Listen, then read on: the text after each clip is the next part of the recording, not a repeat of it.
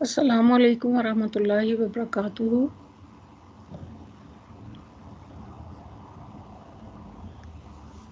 हम 19वें पारे का दूसरा हिस्सा नुस्ख के बाद शुरू करते हैं। आयत नंबर हमने 118 जो है 117 तक हमने अभी अपना कौमी कज़्ज़बून। तो नूह अलैहिस्सलाम ने फिर दुआ की कि मेरे रब, मेरी कौम ने मुझे झुठला दिया है, अब मेरे और इनके दरमियान दो टूक फैसला कर दे, मुझे और मेरे मोमिन मेरे साथी जो इनको निजात दे दे। यानी आखिरी और कतई तौर पर जब हज़रत नूह अलैहिस्सलाम को झुठला दिया, अब किसी तस्दीक और ईमान की जब उम्मीद बाकी ना रही, तो फिर उन्होंने क्या कहा कि अल्लाह ताला से कहा कि अब मेरे और इनके मुकदमे का आप फैसला फरमा दीजिए, क्योंकि 950 साल जो हैं हज़रत नूह अलैहिस्सलाम ने जो है उनको दावत दी और इनकी पे दर पे जो भी मसले मसाइल थे उनके साथ रहे, लेकिन उन्होंने मान कर ना दिया। फिर आगे फरमाते हैं फ़अनजयनाहु व मन मअहु फ़िल फ़ुल्किल मशहून। यहाँ एकदम फिर कह दिया आखिरकार हमने इनको और इनके साथियों को एक भरी हुई कश्ती में कश्ती जो है उसमें बचा लिया। तो यहाँ पे ख़ास तौर पे जो है हज़रत नूह अलैहिस्सलाम ने जो उन्हें दावत दी थी नहायत हट धर्मी से, उसके ऊपर वो कायम रहे। तो हज़रत नूह अलैहिस्सलाम जो है दूसरी जगह पे अल्लाह ताला से ये दुआ करते हैं, ऐ रब, अगर तूने इन्हें छोड़ दिया तो ये तेरे बंदों को गुमराह करेंगे और इनकी नस्ल से जो भी पैदा होगा फाजर और सख्त मुनकिरीन हक होगा। खुद अल्लाह ताला ने भी हज़रत नूह की इस राय को दुरुस्त करार दिया और अपने इल्म में कामिल और शामिल की बिना पर फरमाया, तेरी कौम में से जो ईमान ला चुके हैं बस वो ला चुके हैं, अब कोई ईमान लाने वाला नहीं, लिहाजा अब इनके करतूतों पर गम खाना छोड़ दे।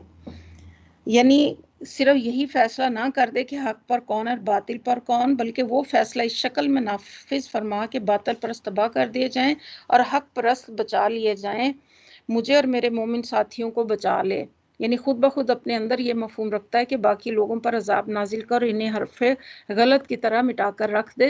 हमने इसको और इसके साथियों को एक भरी कश्ती में बचाया और इसके बाद बाकी लोगों को ख़त्म कर दिया। ये अल्लाह ताला के अजाब की मिसालें और अल्लाह ताला की जो छूट थी और वक्तन फ़वक्तन जो वो सवाल करते थे उनके जवाब, तमाम किस्सा जो है ये सुनाया जा रहा है ताकि सुनने वालों के लिए इसमें इबरत और हमारे लिए भी इसमें इबरत है कि हम एक ही चीज़ के ऊपर डट कर खड़े ना हो जाएं।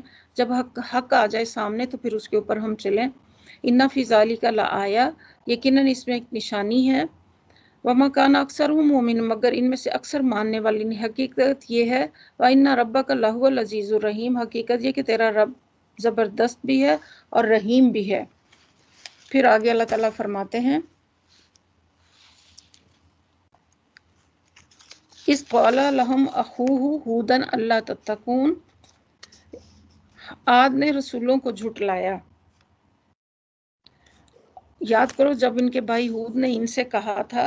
हज़रत हूद की इस तकरीर को समझने के लिए हम थोड़ा सा कौम नूह की तबाही के बाद दुनिया में जिस कौम को सबसे अल्लाह ताला ने अरूज दिया वो यही थी। वस्कुर इस जालकुम खुलफाओ मिन बादी कौमी नूहिन, सूरह राफ आयत नंबर 69 में अल्लाह फरमाते, याद करो अल्लाह के फजल और इनाम को, नूह की कौम के बाद इसने तुमको खलीफा बनाया। यानी ये लोग जिस्मानी तौर पर बहुत सेहतमंद थे और तुम्हें जिस्मानी साख्त में खूब तनोमंद पैदा किया। अपने दौर में ये बेनज़ीर कौम थी और कोई कौम इसके टक्कर की ना थी। सूरह फजर में अल्लाह फरमाते, अल्लाती लम युखलक मिस्लुहा फिल बिलाद, जिसके मानिद मिल्कों में कोई कौम पैदा ना की गई थी। इनका तमद्दुन जो था बड़ा शानदार था, ऊंचे ऊंचे स्तूनों की बुलंद बाला ये इमारतें बनाना इनकी वो खसूसियत थी जिसके लिए वो इस वक्त की दुनिया में मशहूर थी। अलम तरा कैफ़ा फ़अल रब्बुका बिआद इरम ज़ातिल इमाद, तूने देखा नहीं कि तेरे रब ने क्या क्या स्तूनों वाले आदे इरम के साथ किया।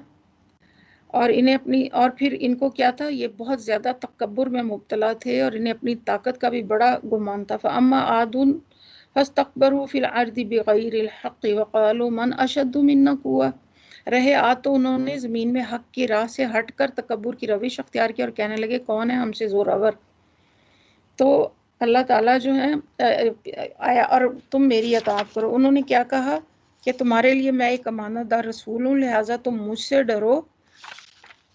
डरो और میری اطاعت کرو، میں اس کام پر تم سے کوئی اجر کا طالب نہیں ہوں، میرا اجر تو رب العالمین کے ذمے ہے۔ یہ تمہارا کیا حال ہے کہ ہر اونچے مقام پر لاحاصل ایک یادگار عمارت بنا ڈالتے ہو، یعنی اپنی عظمت اور خوشحالی کا مظاہرہ کرنے کے لیے ایسی عالی شان عمارتیں تعمیر کرتے ہو جن کا کوئی مصرف نہیں، جن کی کوئی حاجت نہیں، جن کا کوئی فائدہ نہیں، اس کے سوا نہیں کہ بس وہ تمہاری دولت اور شوکت کی نمود کے لیے ایک جگہ پہ کھڑی ہو گئی ہے۔ وَتَتَّخِذُونَ، اور بڑے بڑے قصر تعمیر کرتے ہو گویا تم نے اس میں ہمیشہ رہنا، یعنی دوسری قسم کی عمارتیں ہیں، تم یہ سمجھتے ہو کہ اس میں تم ہمیشہ رہو گے، اور جب کسی پر ہاتھ ڈالتے ہو تو جبار بن کر، وَإِذَا بَطَشْتُمْ بَطَشْتُمْ جَبَّارِينَ، ہاتھ ڈالتے ہو تو جبار بن کر ڈالتے ہو۔ تم لوگ اللہ سے ڈرو اور میری اطاعت کرو، فَاتَّقُوا اللَّهَ وَأَطِیعُونِ۔ ہر نبی کی دعوت ایک ہی تھی، وَاتَّقُوا اللَّهَ الَّذِی، اس ڈرو اس سے جس نے تمہیں سب کچھ دیا ہے، بما تعملون، جو تم جانتے ہو، تمہیں جانور دی، اولادیں دی، باغ دیے اور چشمے دیے، مجھے تمہارے حق میں ایک بہت بڑے دن کا ڈر ہے۔ یہاں پہ انی اخاف علیکم عذاب یوم عظیم، یعنی مجھے تمہارے حق میں ایک بہت بڑے عذاب کا ڈر ہے۔ انہوں نے جواب دیا، تو نصیحت کر یا نہ کر، ہمارے لیے سب یکساں ہیں۔ استغفر اللہ، یعنی جب دل سخت ہو جائیں تو پھر کوئی چیز جو ہے اثر نہیں کرتی۔ یہ باتیں ہوتی چلی آئیں اور ہم عذاب میں مبتلا ہونے والے نہیں، آخر کار انہوں نے اسے جھٹلا دیا اور ہم نے ان کو ہلاک کر دیا۔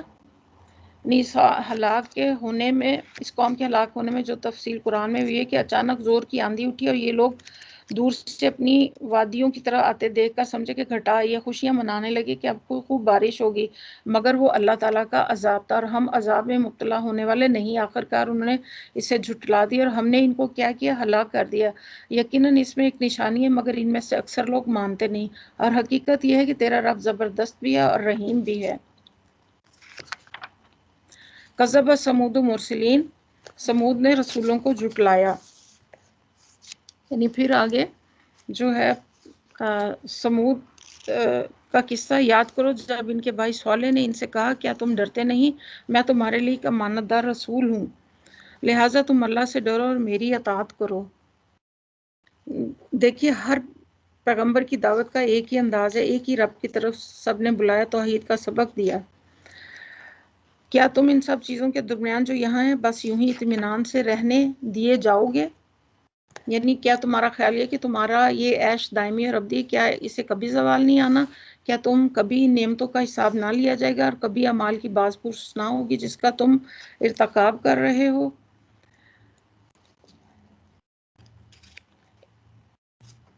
ان باغوں اور چشموں میں اور ان کھیتوں اور نخلستانوں میں جن کے خوشے رس بھرے ہیں، تم پہاڑ کھود کھود کر فخری ان عمارتوں کو بناتے ہو، اللہ سے ڈرو اور ان بے لگام لوگوں کی اطاعت نہ کرو۔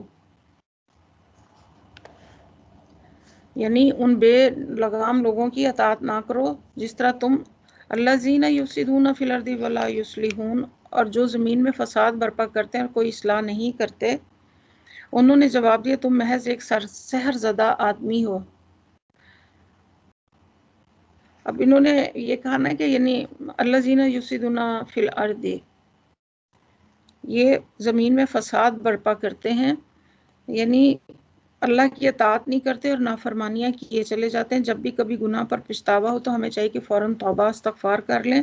بہت سے لوگ پچھتانے میں اپنا وقت ضائع کر دیتے ہیں، بلکہ اللہ تعالیٰ فرماتے ہیں ان الحسنات یذہبن السیئات، نیکیاں برائیوں کو دور کر دیتی ہیں۔ اس طرح کسی انسان کے حق میں کمی کوتاہی ہو گئی، کسی کی بات ہو گئی، کوئی غلط بات ہم نے کر دی تو فوری طور پر ہمیں چاہیے کہ اس سے معافی مانگ لیں، اور یہی ایک مومن کا طریقہ۔ قالوا انما انت من المسحرین، تو محض ایک سحر زدہ آدمی، یعنی کہ ڈھٹائی کی حد ہے۔ ما انت الا بشر، تم ہم جیسے ایک انسان ہو، مثلنا، اس کے سوا کیا ہو، لاؤ کوئی نشانی اگر تو سچا ہے۔ قالا ھذہ ناقۃ، اور یہ اونٹنی ہے، ایک دن اس کے پینے کا پانی اور ایک دن تم سب کے پینے کا پانی ہے۔ جب بھی کسی قوم نے معجزہ مانگا اور جب معجزہ آ گیا اور اگر انہوں نے وہ ایمان لا کے نہیں دی تو پھر اس کے بعد کیا ہے، سزا کا وقت آ گیا۔ اور خاص طور پہ انہیں متنبہ کیا کہ اسے بالکل نہ چھیڑنا ورنہ ایک عذاب یوم عظیم جو ہے وہ تمہیں عذاب آ کر رہے گا۔ 156 آیت ہے۔ اور پھر انہوں نے اس کی کوچیں کاٹ ڈالی اور آخر کار پچھتاتے رہ گئے، یعنی پچھتاوا ان کے آگے پھر غلط کام کیونکہ شیطان انسان کے پیچھے لگا رہتا ہے، اسے گناہ پہ مجبور کرتا رہتا ہے۔ جیسے ہی انسان سے گناہ سرزد ہوتا ہے تو پھر شیطان بھاگ جاتا ہے، پھر اس کے بعد اس کا نفس اسے ملامت کرنے لگتا ہے، اور وہ نفس اتنا ملامت کرتا ہے اس وقت وہ وقت ہوتا ہے کہ اگر اپنی غلطی کا احساس ہو جائے تو انسان توبہ استغفار کر رہے۔ فَأَخَذَهُمُ الْعَذَابُ إِنَّ فِي ذَلِكَ لَآيَةً وَمَا كَانَ أَكْثَرُهُم مُؤْمِنِينَ۔ عذاب نے انہیں آ لیا، یقیناً اس میں ایک نشانی ہے مگر ان میں سے اکثر ماننے والے نہیں ہیں۔ در حقیقت یہ ہے کہ تیرا رب زبردست بھی اور رحیم بھی ہے۔ کذبت قوم لوط المرسلین، لوط کی قوم نے رسولوں کو جھٹلایا۔ یاد کرو جبکہ ان کے بھائی لوط نے ان سے کہا تھا کیا تم ڈرتے نہیں، میں تمہارے لیے ایک امانت دار رسول ہوں، لہٰذا تم اللہ سے ڈرو اور میری اطاعت کرو۔ ایک ہی انداز، ایک ہی دعوت کا طریقہ، ایک ہی بات، اور جھٹلانے والے بھی ان کے بھی اعتراضات ایک جیسے۔ اس کام پر تم سے میں کوئی اجر کا طالب نہیں، میرا اجر تو رب العالمین کے ذمے ہے۔ کیا تم دنیا کی مخلوق میں سے مردوں کے پاس جاتے ہو اور تمہاری بیوی میں تمہارے رب نے تمہارے لیے جو کچھ پیدا کیا اسے چھوڑ دیتے ہو، بلکہ تم حد سے گزر گئے ہو۔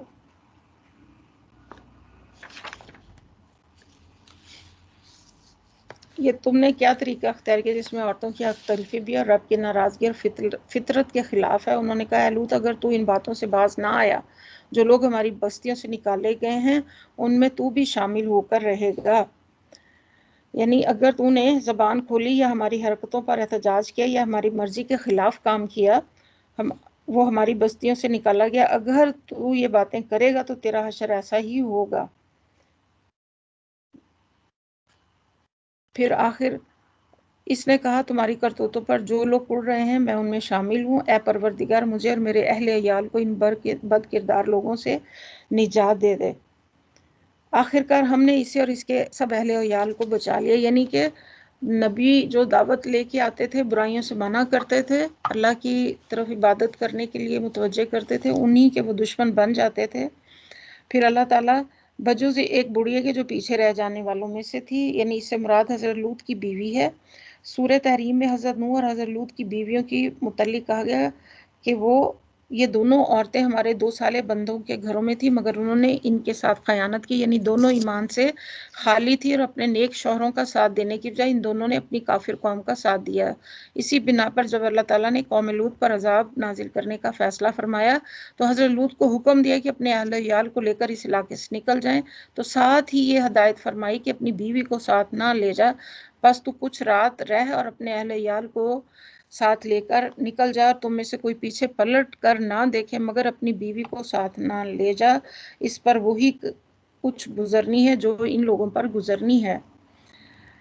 پھر باقی ماندہ لوگوں کو ہم نے تباہ کر دیا اور ان پر برسائی ایک برسات بڑی ہی بری بارش تھی جو ان سے ڈرائے جانے والوں پر نازل کی گئی، یعنی کہ پتھروں کی بارش تھی اور ان پتھروں کے اوپر ان کے نام لکھے ہوئے تھے، یقیناً اس میں ایک نشانی مگر ان میں سے اکثر ماننے والے نہیں۔ حقیقت یہ کہ تیرا رب زبردست اور حکیم اور رحیم ہے۔ کذب اصحاب الایکۃ المرسلین، اب یہاں پہ اصحاب الایکہ کا قصہ شروع ہوتا ہے۔ اصحاب الایکہ نے رسولوں کو جھٹلایا۔ یاد کرو جبکہ شعیب نے ان سے کہا تھا کہ تم ڈرتے نہیں ہو، میں تمہارے لیے ایک امانت دار رسول ہوں، لہٰذا تم اللہ سے ڈرو اور میری اطاعت کرو، میں اس کام پر تم سے کسی اجر کا طالب نہیں، میرا اجر تو اللہ رب العالمین کے ذمے ہے۔ پیمانے ٹھیک بھرو اور کسی کو گھاٹا نہ دو۔ ہر قوم میں ایک ایک برائی تھی، صحیح ترازو سے تولو۔ اس قوم کے اندر ناپ تول میں کمی میں ملوث تھے، اور لوگوں کو ان کی چیز کم نہ دو اور زمین میں فساد نہ پھیلاتے پھرو، ذات کا خوف کرو جس نے تمہیں گزشتہ نسلوں کو پیدا کیا ہے۔ انہوں نے کہا تو محض ایک سحر زدہ آدمی ہے۔ قالوا انما انت من المسحرین، سحر زدہ آدمی، وما انت الا بشر مثلنا، اور تو کچھ نہیں کہ مگر ایک ہمارے جیسا انسان ہے، ہم تجھے بالکل جھوٹا سمجھتے ہیں، اور اگر تو سچا تو ہم پر آسمان کا کوئی ٹکڑا گرا دے۔ شعیب نے کہا میرا رب جانتا ہے جو کچھ تم کر رہے ہو، یعنی عذاب نازل کرنا میرا کام نہیں، یہ تو اللہ رب العالمین کے اختیار میں ہے، اور تمہارے کرتوت دیکھ ہی رہا، اگر وہ تمہیں عذاب کا مستحق سمجھے گا تو خود نازل فرما دے گا۔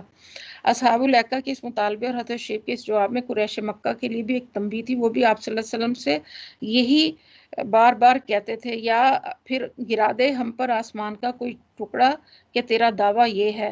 اس لیے ان کو سنایا جا رہا کہ ایسا ہی مطالبہ اصحاب الایکہ نے اپنے پیغمبر سے کیا تھا، اس کا جو جواب انہیں ملا وہی آپ صلی اللہ علیہ وسلم کی طرف سے تمہاری بات کا جواب ہے۔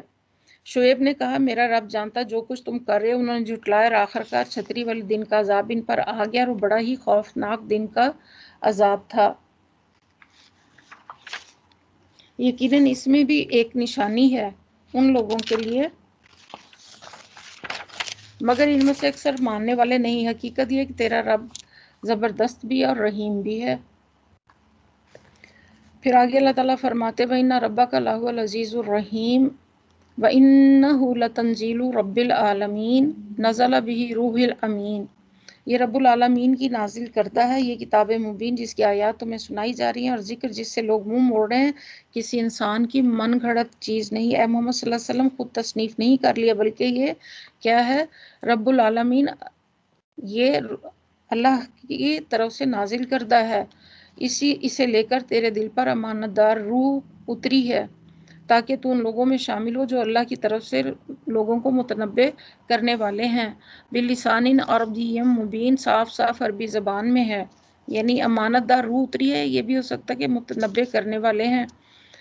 اللہ تعالیٰ نے اس کلام کو عربی میں نازل کیا، یعنی تنزیل، اور یہی تعلیم سابق کتب جو تھیں ان میں بھی یہی بات تھی کہ خدائے واحد کی بندگی، آخرت کی زندگی کا عقیدہ، انبیاء کی پیروی کا طریقہ، ان سب میں بھی پیش کیا گیا۔ سب کتابیں جو اللہ کی طرف سے شرک کی مذمت کرتی تھیں اور اپنے نفس کے اوپر چلنے سے بھی منع کرتی تھی، رسول کی اطاعت کرنے کا کہتی تھی، اِنَّهُ لَفِي دُبُرِ الْأَوَّلِينَ، اور اگلے کتابوں میں بھی، اگلے لوگوں کی کتابوں میں بھی یہ موجود ہے۔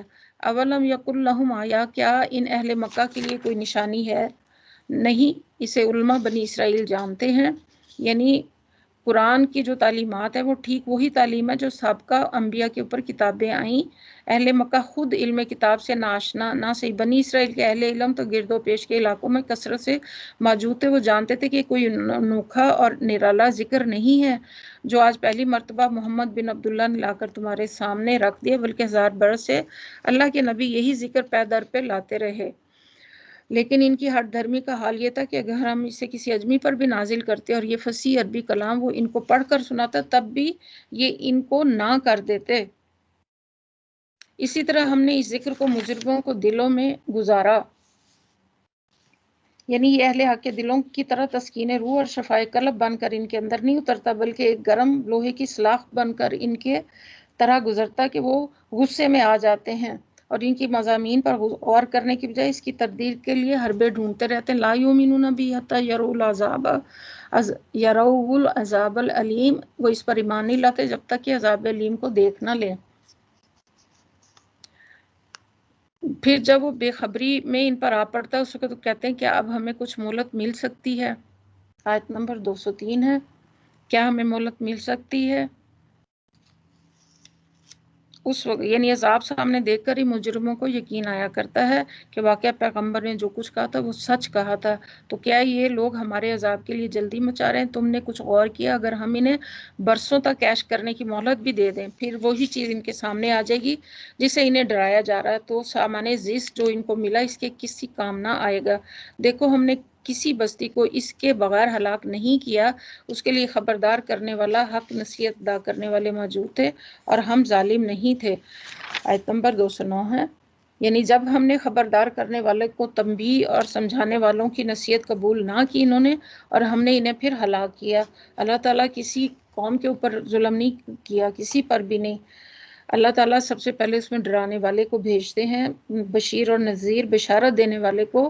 جب قوم مان کر نہیں دیتی تو پھر ہماری طرف سے ان پر کوئی ظلم نہ تھا۔ ظلم تو اس وقت ہوتا جب کہ ہلاک کرنے سے پہلے انہیں سمجھا کر راہ راست پر لانے کی کوشش نہ کی گئی ہوتی۔ یہ کام ان کو سجتا ہے، نہ وہ ایسا ہی کر سکتے ہیں، وہ تو اس کی سماعت تک سے دور رکھے گئے ہیں۔ اے محمد صلی اللہ علیہ وسلم، اللہ کے ساتھ کسی دوسرے معبود کو نہ پکارو، ورنہ تم بھی سزا پانے والوں میں شامل ہو جاؤ گے۔ اپنے قریب ترین رشتہ داروں کو ڈراؤ، وَأَنذِرْ عَشِيرَتَكُمُ الْأَقْرَبِينَ، اور ایمان لانے والوں میں سے جو لوگ تمہاری پیروی اختیار کریں ان کے ساتھ تواضع سے پیش آ جاؤ۔ پھر آگے فرمایا لیکن اگر تمہاری نافرمانی کریں تو ان سے کہہ دو جو کچھ تم کرتے اس سے میں بری الذمہ ہوں، وتوکل علی العزیز الرحیم، اور اس زبردست اور رحیم پر توکل کرو، یعنی دنیا کی بڑی سے بڑی طاقت کی بھی پرواہ نہ کرو، اس ذات کے بھروسے سے اپنا کام کیے چلے جاؤ جو زبردست بھی اور رحیم بھی۔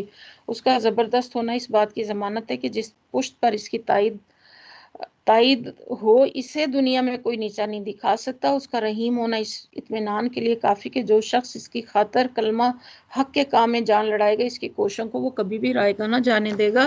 یعنی یہاں پہ خاص طور پر اللہ کے اوپر بھروسے کی بات کی ہے کہ اللہ تعالیٰ غفور الرحیم ہے، اس پر توکل کرنا چاہیے جو تمہیں اس وقت دیکھ رہا ہوتا ہے، جب تم اٹھتے ہو۔ اٹھنے سے مراد راتوں کو نماز کے لیے اٹھنا بھی ہو سکتا ہے اور فریضہ رسالت ادا کرنے کے لیے بھی اٹھنا ہو سکتا ہے، اور سجدہ گزاروں میں تمہاری نقل و حرکت پر بھی اللہ تعالیٰ نظر رکھتے ہیں۔ یعنی کہ جب آپ اپنے مقتدیوں کے ساتھ اٹھتے اور بیٹھتے رکوع سجود کرتے ہیں اس وقت اللہ تعالیٰ آپ کو دیکھ رہا ہوتا ہے۔ دوسرے جب آپ رات کو اٹھ کر آپ اپنے ساتھیوں کو جو ہے اپنی عاقبت سنوارنے کے لیے کیا کچھ کہہ رہے ہوتے ہیں، اس وقت بھی اللہ کی نگاہ سے آپ پوشیدہ نہیں ہیں، وہ سب کچھ سننے اور جاننے والا ہے۔ لوگوں کیا میں تمہیں بتاؤں کہ شیطان کس پر اترا کرتے ہیں؟ ہر جال ساز بد کردار انسان پر اترتے ہیں۔ یعنی یہاں مراد کن کی ہے؟ جوتشی، فالگیر، مال اور عامل قسم کے لوگ جو عیب دانی کا ڈھونگ رچاتے پھرتے ہیں، گول مول لچھے دار باتیں بنا کر لوگوں کو قسمتیں بتاتے ہیں، یا سیانے بن کر جنوں اور روحوں اور مخلوں کے ذریعے سے لوگوں کی بگڑی بنانے کا کاروبار کرتے ہیں۔ سنی سنائی باتیں کانوں میں پھونکتے اور ان میں سے اکثر جھوٹے ہوتے ہیں۔ رہے شعرا تو ان کے پیچھے بہکے ہوئے لوگ چلا کرتے ہیں، کیا تم دیکھتے نہیں ہو کہ انہیں ہر وادی میں بھٹکتے ہوئے پھرتے ہیں اور ایسی باتیں کہتے ہیں جو وہ کرتے نہیں ہیں۔ پھر ان لوگوں کے لیے الذین، پھر ان لوگوں کے جو آمنوا، ایمان لائے، وعملوا الصالحات، اور نیک عمل کیے، واذکروا اللہ کثیرا، اور اللہ کو کثرت سے یاد کرتے ہیں، جب ان پر ظلم کیا گیا تو صرف وہ بدلہ لیتے ہیں، اور ظلم کرنے والوں کو عنقریب معلوم ہو جائے گا کہ وہ کس انجام سے دوچار ہیں۔ پھر آگے اللہ تعالیٰ ظلم کرنے والوں کو عنقریب معلوم ہو جائے گا کہ وہ کس انجام سے دوچار ہیں۔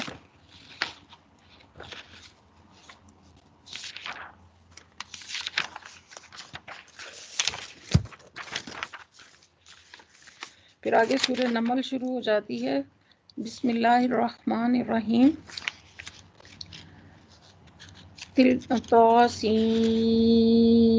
تلک آیات القرآن و کتاب مبین ھدی و بشری للمؤمنین الذین یقیمون الصلاۃ و یؤتون الزکاۃ وهم بالآخرۃ هم یوقنون۔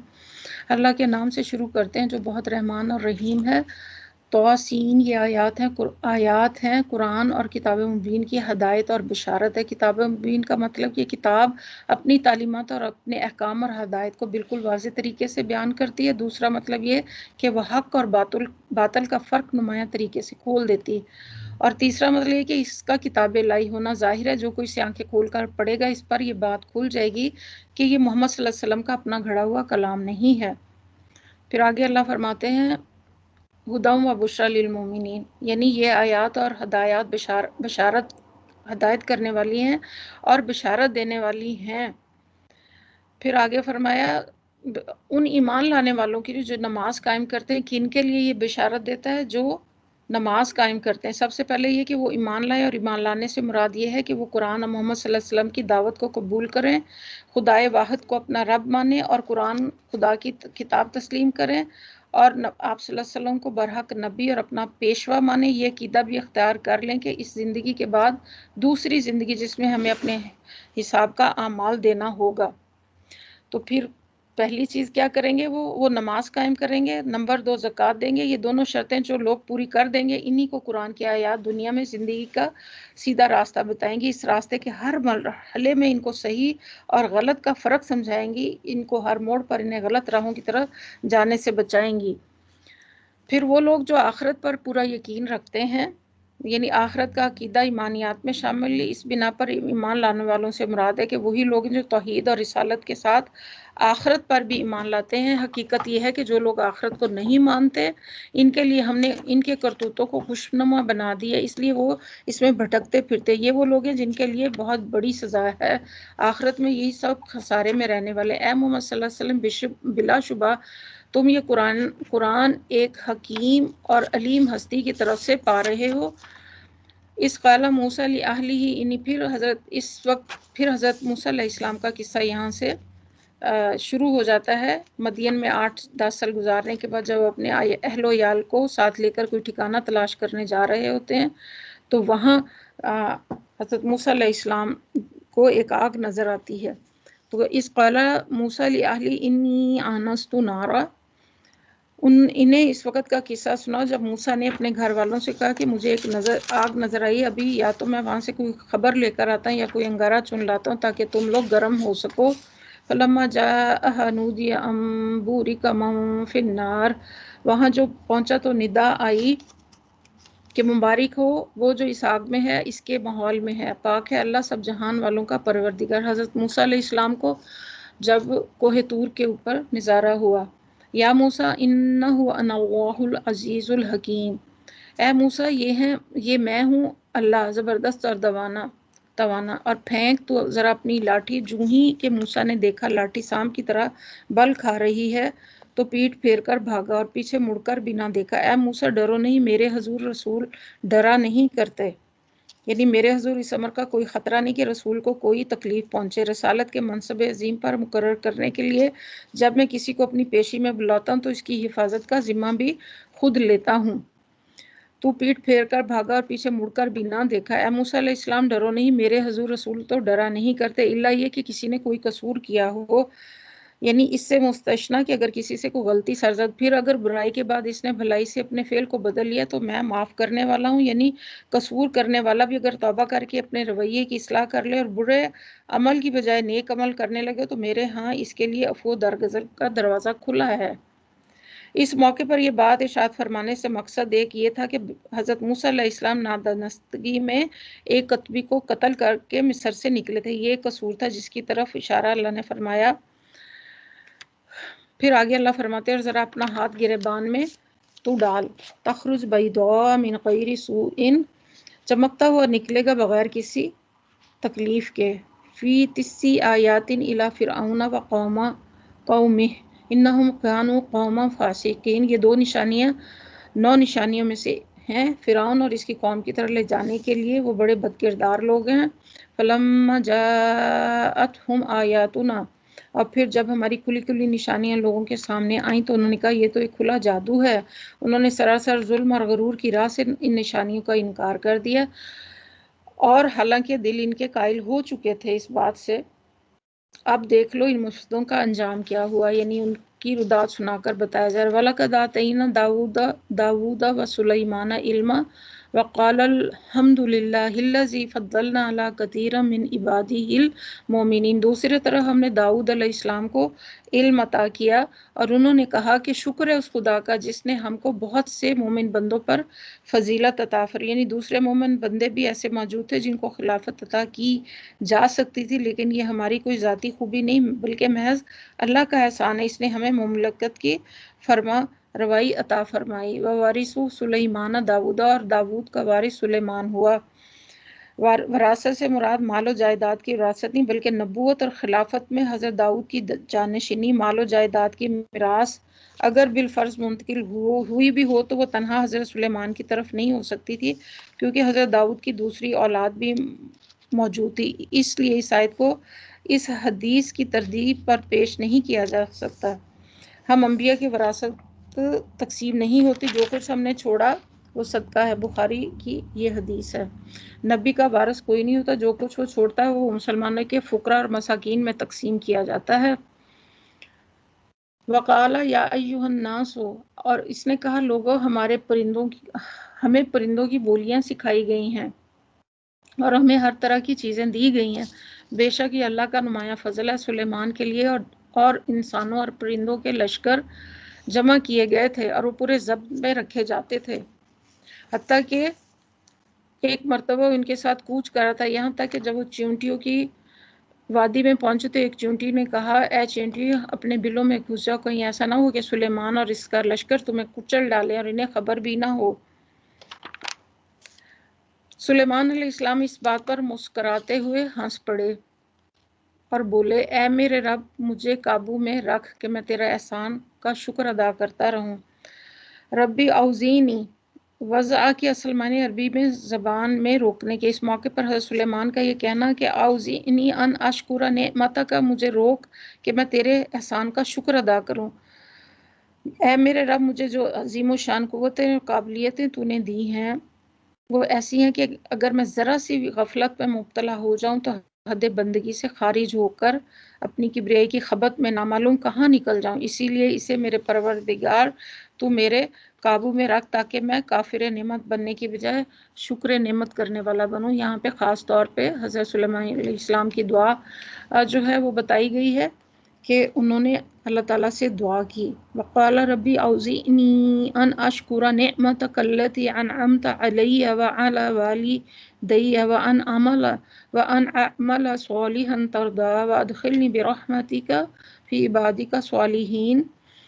اے میرے رب مجھے قابو میں رکھ، میں تیرے احسان کا شکر ادا کرتا رہوں اور تو نے مجھ پر اور میرے والدین پر کیا، اور ایسا عمل صالح کروں جو تجھے پسند ہو، اور اپنی رحمت سے مجھ کو اپنے صالح بندوں میں داخل فرما لے۔ آپ صلی اللہ علیہ وسلم نے فرمایا کہ تم میں سے کسی کو بھی محض اس کا عمل جنت میں نہیں پہنچا دے گا۔ عرض کیا ولا انت یا رسول اللہ، آپ صلی اللہ علیہ وسلم کے ساتھ بھی یہی معاملہ ہے؟ فرمایا کہ ہاں میں بھی محض اپنے عمل کے بلبوتے پر نہیں جنت میں چلا جاؤں گا، بلکہ اللہ تعالیٰ اپنی رحمت سے مجھے ڈھانک لے گا۔ ایک اور موقع پر حضرت سلیمان علیہ السلام نے پرندوں کا جائزہ لیا، یعنی ان پرندوں کا جن کے متعلق اوپر ذکر کیا کہ جن اور انس کی طرح ان کے لشکر بھی حضرت سلیمان علیہ السلام کے لشکر میں شامل تھے، اور کہا کیا بات ہے کہ میں فلاں حدود کو نہیں دیکھ رہا، کیا وہ کہیں غائب ہو گیا ہے؟ میں اسے سخت سزا دوں گا۔ آیت نمبر 21 ہے سورہ نمل کی۔ یا ذبح کر دوں گا ورنہ اسے میرے سامنے معقول وجہ دینی ہوگی۔ کچھ دیر نہ گزری تھی کہ اس نے آ کر کہا میں نے وہ معلومات حاصل کی ہیں جو آپ کے علم میں نہیں ہیں۔ آیت نمبر 23 میں نے سبا کے متعلق یقینی اطلاع لے کر آیا ہوں، میں نے وہاں ایک عورت دیکھی جو اس قوم کی حکمران ہے، اس کو ہر طرح کا سر و سامان بخشا گیا ہے اور اس کا تخت بڑا عظیم الشان ہے۔ میں نے دیکھا کہ وہ اور اس کی قوم اللہ کے بجائے سورج کے آگے سجدہ کرتی ہے۔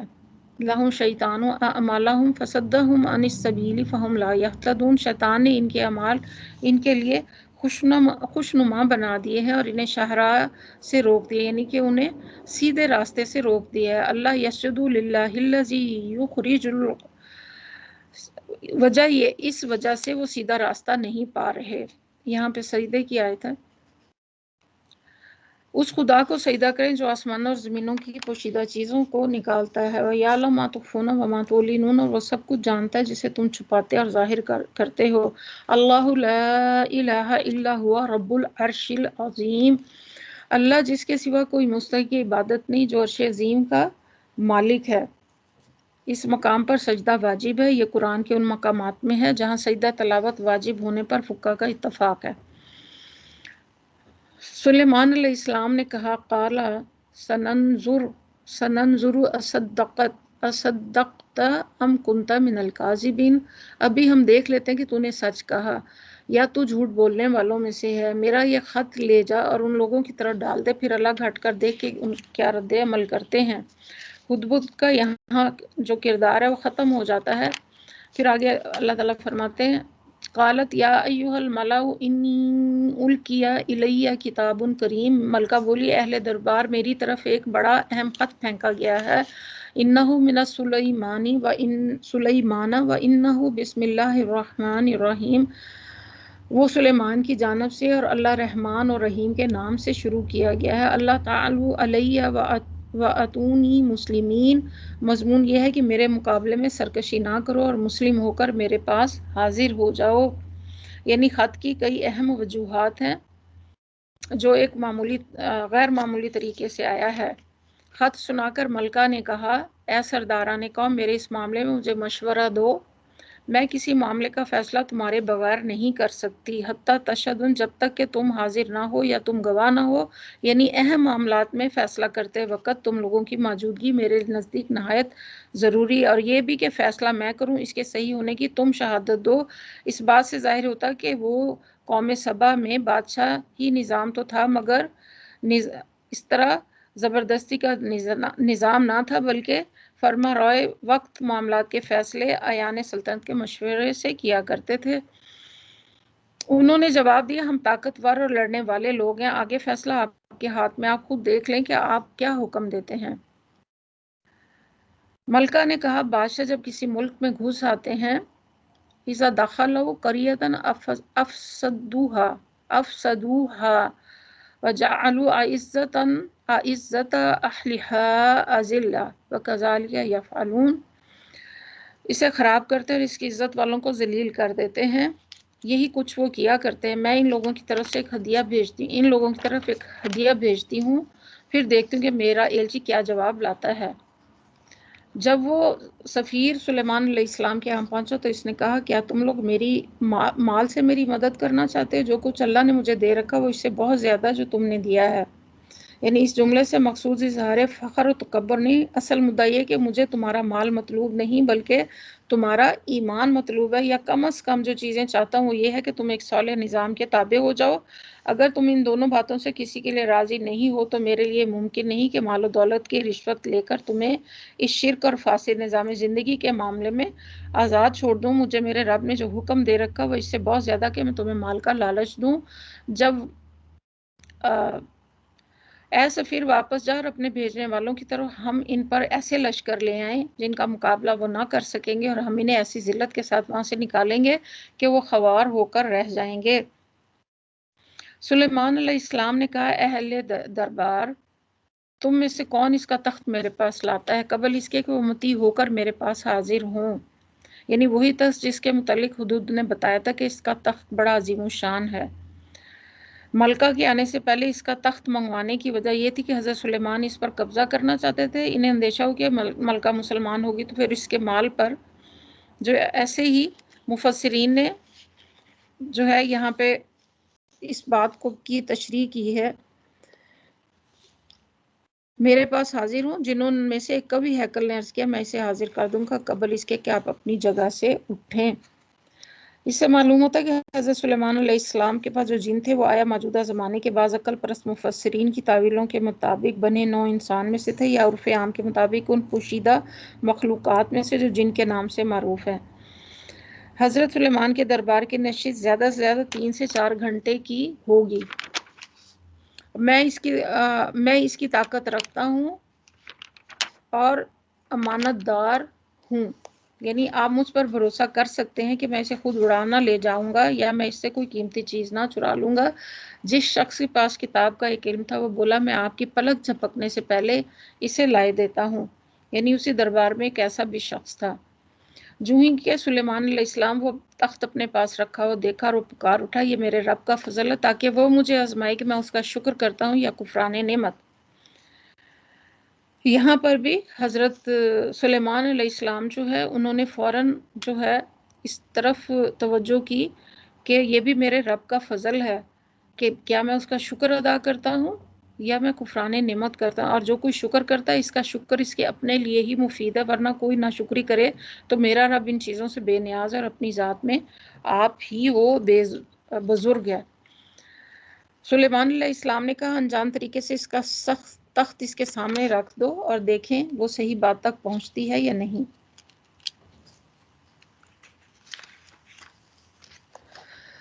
शुक्र का अल्लाह ताला जो है वो शुक्र का मोहताज नहीं, इसकी खुदाई में किसी की शुक्रगुजारी से ज़रा बराबर कोई इजाफा नहीं होता और ना किसी की नाशुक्र एहसान फरामोशी से कोई कमी आती है। वो अपने ही बलबूते पर खुदाई कर रहा है। बंदों के मानने या न मानने से अल्लाह ताला को कोई फ़र्क नहीं पड़ता। यही कुरान मजीद में अल्लाह ताला ने फरमाया, अगर तुम सारी दुनिया मिलकर भी कुफर करें तो अल्लाह बेनियाज और अपनी ज़ात में आप महमूद है। इब्राहिम आयत नंबर 8। और यही मजमून इस हदीस कुदसी का जो सही मुस्लिम में वारिद हुई कि अल्लाह ताला फरमाता है कि ए मेरे बंदो, अगर अव्वल से आखिर तक तुम सब इंस और जिन अपने से ज़्यादा मुत्तकी शख्स के दिल जैसे हो जाओ तो इससे मेरी बादशाही में कोई इजाफा ना हो जाएगा। है मेरे बंदो, अगर अव्वल से आखिर तक तुम सब इंस और जिन अपने सबसे ज़्यादा बद किरदार शख्स के दिल जैसे हो जाओ तो मेरी बादशाही में इससे कोई कमी ना होगी। ऐ मेरे बंदो, ये तुम्हारे अपने अमाल ही हैं जिनका मैं तुम्हारे हिसाब में शुमार करता हूँ और फिर इनकी पूरी पूरी जजा तुम्हें दूंगा।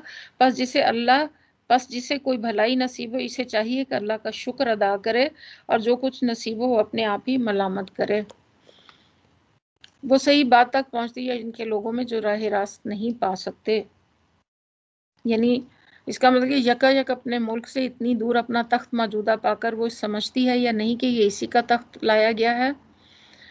मलका जब हाजिर होती है तो इससे कहा गया कि क्या तेरा तख्त ऐसा ही है? वो कहने लगी, ये गोया वही है। उसने कहा कि लगता है कि ये वही है, हम तो पहले ही जान गए थे और हमने सरे ताज झुका दिया था या हम मुस्लिम हो चुके थे। उसको ईमान लाने से जिस चीज ने रोका था वो उन माबूदों की इबादत है जिन्हें वो अल्लाह के सिवा पूछती थी, क्योंकि वो एक काफर कौम थी। ये फिक्रा अल्लाह की तरफ से इसकी पोजीशन वाजे करने के लिए इरशाद हुआ, यानी इसमें जिद और हट धर्मी ना थी। इस वक्त सिर्फ इसके लिए काफिर थी कि काफिर कौम में पैदा हुई थी। होश संभालने के लिए बाद से इसको जिस चीज़ के आगे सजदा रेज होने की आदत पड़ी थी बस वही इसके रास्ते में एक रुकावट थी।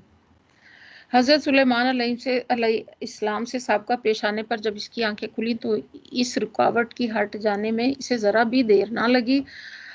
कीला लहा, इससे कहा गया कि महल में दाखिल हो। इसने जो देखा तो समझी कि पानी का हौज़ है और उतरने के लिए इसने अपने पांचे उठा लिए। सुलेमान अलैहिस्सलाम ने कहा, यह शीशे का चिकना फर्श है।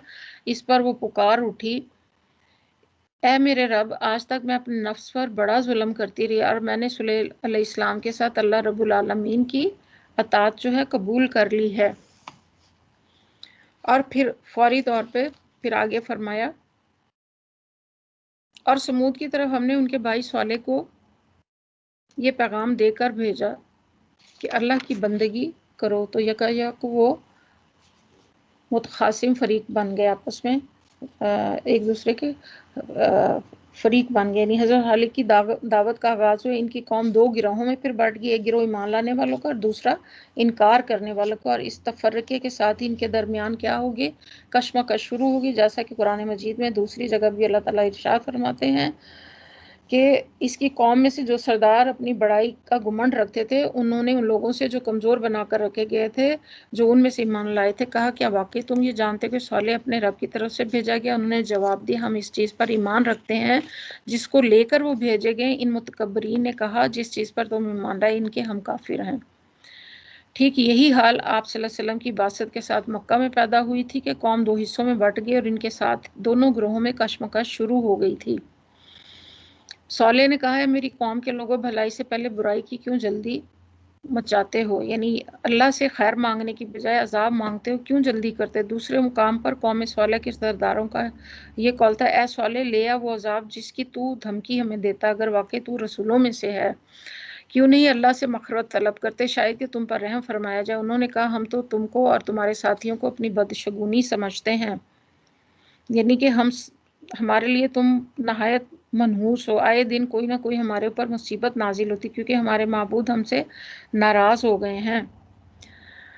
सौले ने जवाब दिया, तुम्हारी नेक शगुनी या बदशगुनी का सरिश्ता तो अल्लाह के पास। असल बात यह कि तुम लोगों की आजमाइश हो रही है।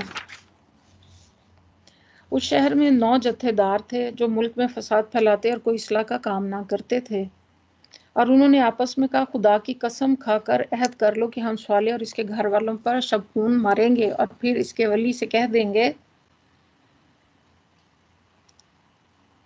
کہ ہم اس کے خاندان کی ہلاکت کے موقع پر موجود نہ تھے، ہم بالکل سچ کہتے ہیں۔ یعنی حضرت صالح کے قبیلے کے سردار، جس کو قدیم قبائلی رسم و رواج کے مطابق ان کے خون کے دعوے کا حق پہنچتا تھا، یہ وہی پوزیشن بالکل آپ صلی اللہ علیہ وسلم کے زمانے میں آپ کے چچا ابو طالب کو حاصل تھی۔ قریش مکہ بھی اسی اندیشے سے ہاتھ روکتے تھے کہ اگر وہ آپ صلی اللہ علیہ وسلم کو قتل کر دیں گے تو بنی ہاشم کے سردار ابو طالب اپنے قبیلے کی طرف سے خون کا دعویٰ لے کر اٹھیں گے۔ تو ایگزیکٹلی یہاں بھی وہی کہا۔ یہ چال تو وہ چلے، پھر ایک چال ہم نے چلی جس کی انہیں خبر نہ تھی، یعنی قبل اس کے کہ وہ اپنے طے شدہ وقت پر حضرت صالح کے ہاں شب خون مارتے، اللہ تعالیٰ نے اپنا عذاب بھیج دیا اور وہ صرف بلکہ ان کی پوری قوم تباہ ہو گئی۔ یعنی یہ سازش ان لوگوں نے اونٹنی کے کوچے کاٹنے کے بعد کی تھی۔ جب انہوں نے اونٹنی کو مار ڈالا تو حضرت صالح نے انہیں نوٹس دے دی کہ اب بس 3 دن مزے کر لو، اس کے بعد تم پر عذاب آ جائے گا۔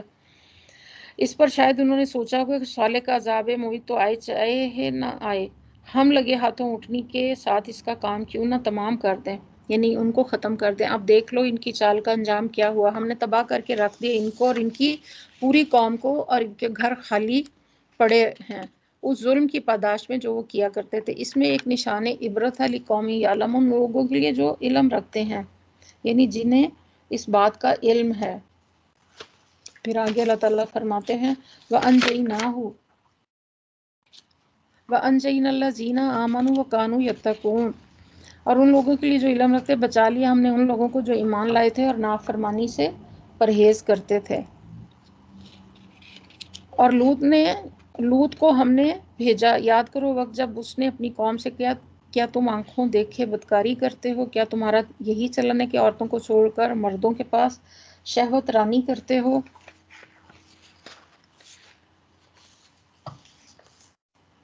حقیقت یہ کہ تم لوگ سخت جہالت کا کام کرتے ہو۔ مگر اس کی قوم کا جواب اس کے سوا کچھ نہ تھا، انہوں نے کہا نکال دو لوط کو اس کے گھر والوں کو اپنی بستی سے، یہ بڑے پاک باز بنتے ہیں۔ آخر کار ہم نے بچا لیا اس کو اور اس کے گھر والوں کو بجز اس کی بیوی کے جس کا پیچھے رہ جانا ہم نے طے کر رکھا تھا۔ یعنی حضرت لوط کو ہدایت کی تھی کہ وہ اس عورت کو اپنے ساتھ نہ لے جائیں کیونکہ انہوں نے خیانت کی تھی، یعنی کہ وہ دوسرے لوگوں کے ساتھ ملی ہوئی تھی۔ آخر کار ہم نے بچا لیا اس کو اور اس کے گھر والوں کو بجز اس کی بیوی کے جس کا پیچھے رہ جانا ہم نے طے کیا تھا، اور برسائی ان لوگوں پر ایک برسات بہت ہی بری تھی اور ان لوگوں کے حق میں جو متنبع کیے جا چکے تھے۔ قُلِ الْحَمْدُ لِلَّهِ وَسَلَامٌ عَلَىٰ عِبَادِ اللَّهِ الَّذِينَ اصْطَفَىٰ، اے نبی صلی اللہ علیہ وسلم کہو حمد ہے اللہ کے لیے اور سلام اس کے بندوں پر جنہوں نے اسے برگزیدہ کیا۔ ان سے پوچھو اللہ بہتر ہے یا وہ معبود جنہیں یہ لوگ اس کا شریک بنا رہے ہیں۔ یہاں پہ ہمارا آج کا سپارہ 19واں ختم ہوتا ہے انشاءاللہ، اور ہم اس کے جو 19ویں پارے کے کچھ اہم پوائنٹس ہیں وہ بھی دیکھ لیتے ہیں۔ قرآن چھوڑنے میں جو چیزیں آتی ہیں ان میں ایک یہ تو کہ قرآن کے ذریعے علاج نہ کرنا۔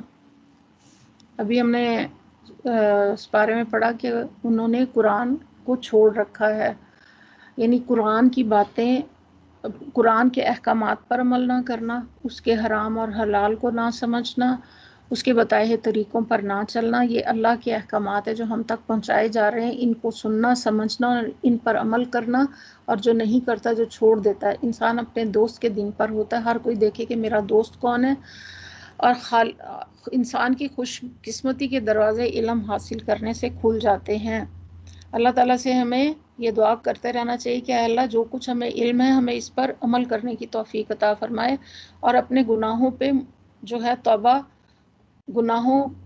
اپنے گناہوں سے توبہ کرنی چاہیے، کیونکہ توبہ گناہوں کو نیکیوں سے بدل دیتی ہے، اور آخرت پر ایک انسان کو نیکی کی طرح رغبت دلاتا ہے۔ کیونکہ اگر ہمیں یہ ڈر نہ ہو کہ ہمیں ایگزام دے کے اور پھر نیکسٹ کلاس میں جانا ہے تو ہم کبھی بھی اتنی توجہ سے نہ پڑھیں، تو یہ بھی ہماری دنیا جو ہے یہ ہمارا حساب ہے۔ یہاں پہ انسان جانوروں میں بہت بڑا فرق ہے کہ انسانوں کی زندگی میں بہت بڑے بڑے مقاصد ہوتے ہیں، جبکہ جانوروں کی زندگی لنگھی بندھی ہوتی ہے، یعنی کھانا پینا، بچے پیدا کرنا، دنیا کے مزے کرنا۔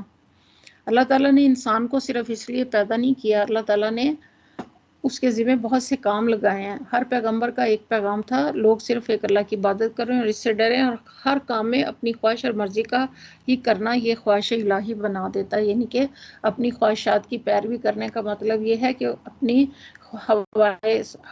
حواس سے نفسہ یا خواہش نفس کو اپنا الہ بنا لیا. قرآن سمجھنے کے لیے عربی جاننا بھی ضروری. کسی کے بارے میں کوئی رائے کم کرنا یا کوئی سزا دینے سے پہلے بات کی تحقیق ہمیں کرنی چاہیے. گناہ کرنے والا انسان ایک لوہے کی زرہ کے اندر جیسے جکڑا ہوا ہوتا ہے، اس کے اور توبہ اس کے وہ حلقے توڑ کر اس کو آزاد کرتی ہے. ظلم سے گھر برباد ہو جاتے ہیں، نرمی سے گھروں میں خیر آتی ہے. عباد الرحمن کے بندے جو ہیں اپنی چال بہت ہی پروکار طریقے سے چلتے ہیں، بہت ہی دھیمے چلتے ہیں اور بہت زیادہ نرمی سے بات کرتے ہیں، اور اپنے نمازوں کی حفاظت کرتے ہیں، اپنے اخلاق کی حفاظت کرتے ہیں، اور راتوں کو اٹھ کر اللہ کی عبادت کرتے ہیں اور اس کے حضور توبہ استغفار کرتے ہیں. سب سے بڑی چیز یہ ہے کہ توبہ سے انسان جو ہے اس کی اصلاح ہوتی ہے. اور ہمیں ہر وقت اور دن بھر میں انسان سے بہت زیادہ غلطیاں، کوتاہیاں، کمیاں ہو جاتی ہیں، اور وہ ہماری زبان سے ہوتی ہیں.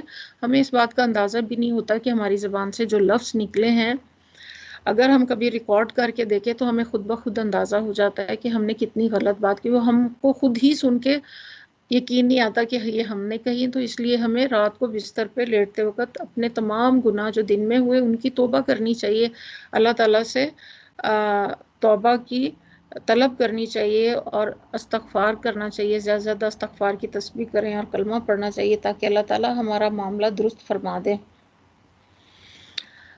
وآخر دعوانا الحمد للہ رب العالمین. سبحانک اللہم و بحمدک اشہد ان لا الہ الا انت استغفرک و اتوب الیک. السلام علیکم ورحمۃ اللہ وبرکاتہ. اللہ کی دی ہوئی توفیق سے انشاءاللہ کل ہم پھر حاضر ہوں گے. تب تک کے لیے اللہ حافظ.